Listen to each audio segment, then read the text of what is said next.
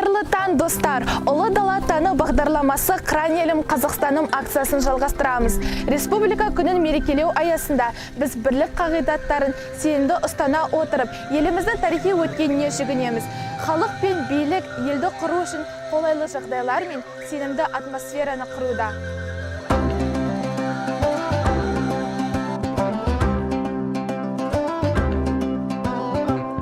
Улучшение жизни народа надо начинать именно с дела обучения детей, ибо власть, управление, народ исправляется только образованием, говорил Ахмет Байтурсынов. Мы не случайно начали наш выпуск с цитаты великого просветителя. В 2022 году в Казахстане отмечают 150 лет со дня рождения учителя нации. Оқуға шақыру Ахмет Байтурсынұлы. Балалар, оқуға бар, жатпа қарап, жуынып киініңдер шапшаңырақ. Шақырды тауық мана әлде қашан, қарап тұр терезеден күн жылтырап. Адамда, ұшқан құста, жүрген аңда, жұмыссыз тек тұрған жоқ ешбір жаңда. Кішкене қоңыз да жүр жүгін сүйреп, барады араларда ұшып балға.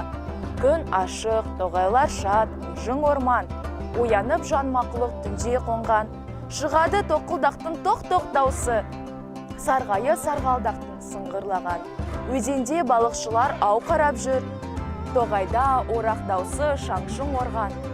Аллалап, ал кітапты қолдарына, қолдарын құдай сүймес жалқау болған.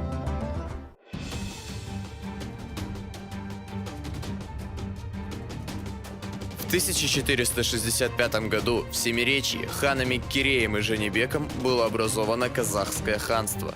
В 2022 году исполняется 557 лет с момента основания одного из крупнейших государств Центральной Азии последней трети 15 века. Құрметті көрермендер, сіздерді республика күнімен құттықтаймыз. Қазақстан біздің ортақ үйіміз. Барлығыңызға денсаулық пен амандық, бейбітшілік пен бақыт және мейірімділік тілейміз. Барлық ұлттар бір шаңырақ астында өмір сүрсін. Бүгінгі ұлы дала таңы таңғы бағдарламасында бірге болғандарыңызға рахмет. Келесі кездескенше.